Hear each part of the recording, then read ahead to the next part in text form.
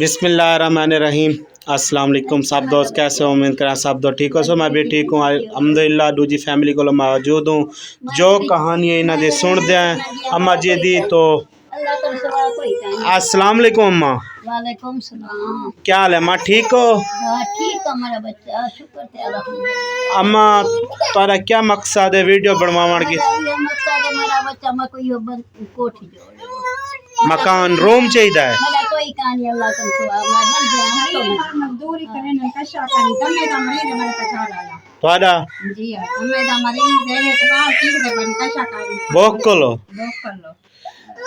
अच्छा तो बोकलो बच्चे रोंदे पान ता वास्ते दूध दी वजह कलो बच्चे पांच बजे ये गरीब का कुंकी चरो दबा दमे दा मरीज है। जी हां अच्छा स्कूल पढ़ते पढ़ते सिर पड़े कोट रखे कहीं उन्हें हाथ तोड़ कहंदे माली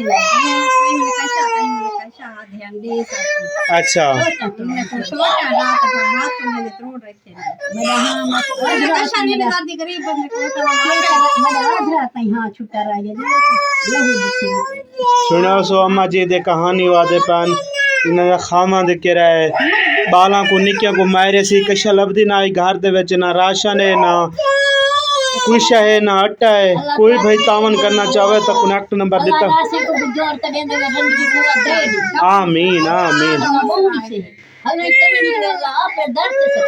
आमीन आमीन। ये रूम है। अच्छा चलो अल्लाह पा खैर करे। कोई भाई